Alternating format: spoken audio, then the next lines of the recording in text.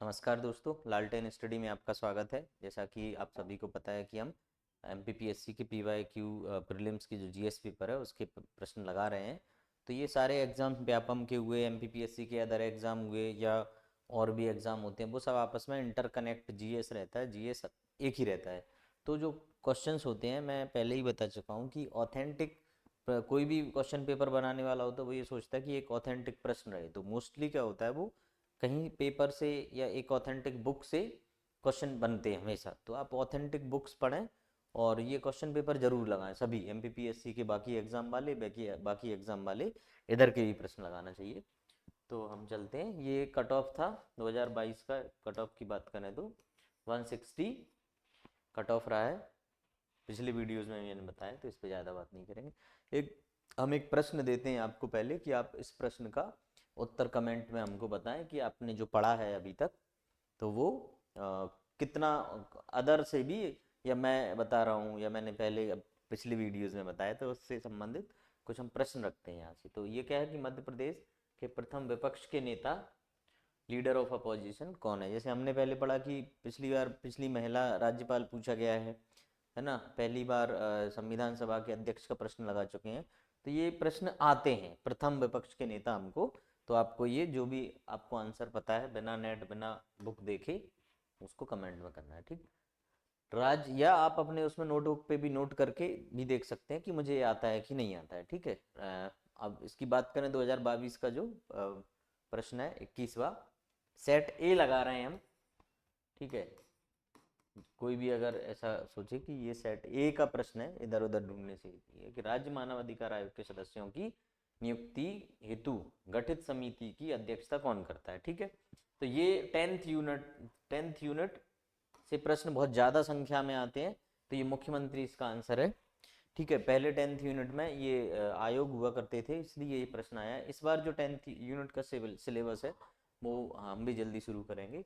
तो इसमें 10th unit से बहुत ज़्यादा प्रश्न बनते हैं। तो इम्पोर्टेंट 10th यूनिट है, तो उसको बिल्कुल, उसका एक भी प्रश्न आपका गलत नहीं होना चाहिए। नेक्स्ट प्रश्न की ओर जाते हैं। तो आता है मध्य प्रदेश राज्य पिछड़ा वर्ग आयोग संशोधन अधिनियम 2021 के अंतर्गत कितने अशासकीय सदस्य। ये संशोधन हुआ था, तो करंट अफेयर्स का भी प्रश्न है, आयोग का भी प्रश्न है। अशासकीय सदस्य हो सकते हैं, ठीक है। तो ये भी 10th यूनिट आयोग से है, तो इसका 5 आंसर है, ठीक। अगर अपन इसमें बात करें तो आपको ये अन्य पिछड़ा वर्ग, राज्य पिछड़ा वर्ग आयोग है, यहाँ से पूछता है प्रश्न, इनके अध्यक्ष कौन है, कब बने, किसके तहत होते हैं, इससे संबंधित अनुच्छेद कौन सा है। तो ये सब आपको इसमें पढ़ पढ़ लेना चाहिए, कहाँ है, कौन कौन राष्ट्रीय पिछड़ा वर्ग आयोग का अध्यक्ष है। तो ऐसे करके आप ये पढ़ लें इनको, ठीक है। नेक्स्ट प्रश्न है 23rd है, राष्ट्रीय मानवाधिकार आयोग के संदर्भ में कथनों का विश्लेषण करना है। तो मानवाधिकार आयोग, मानवाधिकार के क्षेत्र में ये बिल्कुल सही कथन हो जाएगा, ठीक है। आयोग का काम मानवाधिकार अनुसंधान करना भी होता है। तो एक कथन सत्य है, कथन 2 भी सत्य है, और दोनों कथन 1 और 2 सत्य हैं, ठीक है। तो ये दोनों सही है। अब अपन इसका आंसर देखते हैं। तो इसमें यह कि सी और डी को आयोग ने दोनों को सही माना है। अब वो आयोग की आंसर की है, तो इसलिए इसमें हम लिख देते हैं कि आयोग की आंसर की ने क्या माना है। बाकी दोनों कथन सत्य हैं, ठीक है। नेक्स्ट हम चलते हैं, संघ तथा राज्यों के लोक सेवा आयोग का प्रावधान संविधान के किस अनुच्छेद में है, ठीक है। तो ये तो हमको पता है, 315। अब बाकी के अनुच्छेद में इम्पोर्टेंट जो है वो थोड़ा थोड़ा सा हमको ऑप्शन में जब ऐसे अनुच्छेद आए तो हमको पढ़ लेना चाहिए। तो अगर 340 में है, तो 340 में क्या है कि राष्ट्रपति सामाजिक और शैक्षिक जो पिछड़े वर्ग हैं उनसे संबंधित एक आयोग बना सकता है। तो इसमें जो इम्पोर्टेंट अभी तक प्रश्न आए हैं, एक तो ये किस आर्टिकल में है कि पिछड़ा वर्गों के लिए, यानी कि सामाजिक और जो आर्थिक रूप से पिछड़े लोग हैं उनके लिए राष्ट्रपति किस अनुच्छेद के तहत आयोग गठित करता है, तो वो ये है। और आयोग पहली बार कब गठित किया था, तो 19 इसका उपयोग कब कर लिया उन्होंने, 1953 में। ये प्रश्न कई बार पूछा जा चुका है, ठीक है। आयोग के अध्यक्ष कौन थे, कालेलकर थे, ठीक ठीक, कालेलकर है, कालेलकर आयोग नाम से वो बना है। तो ये इंपॉर्टेंट बनता है। अब इससे संबंधित 315, यही इसमें लिखा हुआ है कि आपका संघ तथा राज्यों के लिए लोक सेवा आयोग का प्रावधान है, मतलब राज्यों के लिए होगा एक लोक सेवा आयोग, एक इसके लिए, ये लिखा है इसमें भारतीय संविधान के अनुच्छेद 315 के तहत संघ के लिए एक संघ लोक सेवा आयोग होगा जिसको अपन यूपीएससी कहते हैं। प्रत्येक राज्य के लिए राज्य लोक सेवा आयोग होगा, और एक ऐसा भी प्रावधान है कि कॉमन भी होता है, जैसे दो स्टेट मिला के भी एक हो सकता है। ठीक है, अपन इस पे आते हैं। तो ये आपका क्लियर हो गया। इससे संबंधित एक मंडल आयोग भी था, इम्पोर्टेंट है। ठीक है, इसकी सिफारिश है, वैसे बहुत ज़्यादा नहीं पढ़ना है, 10th यूनिट से अब आयोग बचे नहीं है। क्रीमी लेयर का कंसेप्ट भी आपको पता होगा ओबीसी में, है ना, जो क्रीमी लेयर होगा उसको आरक्षण नहीं मिलेगा, तो ये 2008 के लगभग होगा। ये कुछ इससे रिलेटेड फैक्ट हैं, कभी कभी पूछे जाते हैं, ये अभी तक ज़्यादा नहीं पूछा गया है। कालेलकर आयोग ये पूछा जा चुका है कई बार, किससे संबंधित है, तो हमको ये पता होना चाहिए। और मंडल आयोग भी किससे संबंधित है, तो इससे इससे भी प्रश्न बनते हैं। ठीक है, अब हमारा एक अनुच्छेद है 328, इसमें भी हमको पता होना चाहिए कि 328 में क्या है, तो ये विधानमंडल का चुनाव का वर्णन है इसमें। जैसे आप पढ़ोगे ना, विधान मंडल से संबंधित 324 से 29 तक होना चाहिए। ठीक है, तो ये विधानसभा से संबंधित ये आपके आर्टिकल हैं, तो इनके बीच में ये कौन सा है, विधानमंडल के चुनाव से रिलेटेड इसमें प्रक्रिया है। 238 को भी पढ़ना है कि 238 में क्या है। 238 में है जो अनुसूची एक में राज्य थे, एक में राज्यों से रिलेटेड अनुसूची एक है, तो उसमें भाग बी का वर्णन है, तो ये 238 है इसमें। तो ये आपके 3 आर्टिकल करेक्ट हो गए, तो ये इंपॉर्टेंट है, यहाँ से प्रश्न आ चुके हैं। ये इतने ज़्यादा इंपॉर्टेंट नहीं है, किंतु ये भी इम्पोर्टेंट है। इम्पोर्टेंट मतलब ये विधानसभा से रिलेटेड है, तो इम्पोर्टेंट ही होगी, विधानमंडल से, सॉरी। नेक्स्ट प्रश्न पे आते हैं।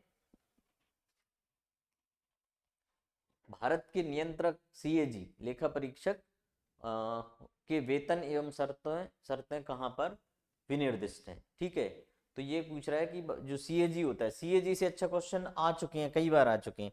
जैसे अगर मैं आपको बताऊं, एमपीपीएससी 2019 में पूछा था सीएजी के कर्तव्य किस अनुच्छेद में, तो सबसे पहले सीएजी कब से 148 से लेकर 151 तक इसमें इसका विवरण मिलता है। ठीक, और इसका सीएजी का 149 जो आंसर है इसके कर्तव्य, ये 2019 का प्रश्न है कि सीएजी के कर्तव्यों का वर्णन किस अनुच्छेद में है, तो 149 में, ये इसका आंसर था।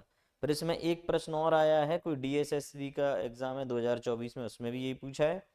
और ये इतने इससे प्रश्न पूछे जा चुके हैं। तो पहले इसका आंसर देखते हैं, विवरण में क्या लिखा है कि द्वितीय अनुसूची भारत का संविधान। अब देखो यहाँ क्या है कि द्वितीय अनुसूची में राष्ट्रपति, राज्यपाल, न्यायाधीशों के लिए जो वेतन भत्तों की बात की गई है, तो उसी लिस्ट में ये इनका भी, सीएजी का भी नाम है। तो कभी हमको लगता है ना कि 148 से 151 के अनुच्छेद में ये बात कही गई होगी, तो ये यहाँ बोली है, कौन सा, द्वितीय अनुसूची भारत का संविधान। द्वितीय अनुसूची, आप अनुसूचियां पढ़ोगे किसमें जो शपथ का प्रावधान है, किसमें उनके मानदेय और वेतन का प्रावधान है, किसमें क्या है, तो आप अनुसूचियां भी पूरी, मतलब मुख्य मुख्य हैं वो हमको पता होना चाहिए। ठीक, अब सीएजी, अच्छा एक प्रश्न और आया है कि कान और आंख, लोक लेखा समिति होती है, उसके कान और आंख किस समिति को कहा जाता है, तो इस सीएजी को ही कहा जाता है। ये इंपोर्टेंट प्रश्न बनते हैं, इससे संबंधित आर्टिकल बनते हैं,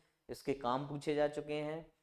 सीएजी के किस समिति का कान और आंख कहा जाता है, ये भी पूछा जा चुका है। तो ऐसे करके सीएजी एक इम्पोर्टेंट, इसका कार्यकाल पूछा जाता है, कितना कार्यकाल होता है, तो 6 वर्ष और 65 वर्ष, इसका 6 वर्ष होता है। इसमें बहुत लोग कुछ कंफ्यूजन हो जाते हैं जो शुरू शुरू में पढ़ते हैं।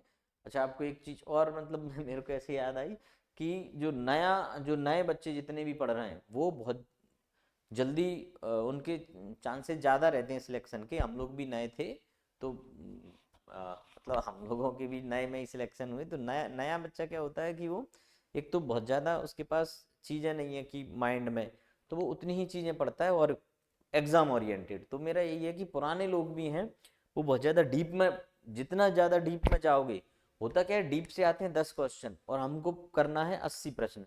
तो जो एग्जाम ओरिएंटेड पढ़ो, बहुत ज़्यादा डीप में मत जाओ, अब ऐसे इतना मत पढ़ो कि सीएजी पूरा पढ़ डाला आपने तो पूरे वर्ल्ड में कहाँ कहाँ होता है क्या नहीं। हम ये देखो कि कितने प्रश्न पूछे जा चुके हैं और कितने पूछने की संभावना रहती है। मध्य प्रदेश राज्य निर्वाचन आयोग कब अस्तित्व में आया, इंपोर्टेंट है ये। 94, सब में 94 दिया है। 1 फरवरी, 15 जनवरी, 1 फरवरी होना चाहिए। ठीक, इसका देख लेते हैं अपन क्या है। ये डिलीट कर दिया था किसी कारण से, किंतु इसकी स्थापना ये है। ठीक, तो अच्छा, इसमें आप देखेंगे तो जो इसके आर्टिकल देख लो, 243 के से लेकर 243 जेड ए तक राज्य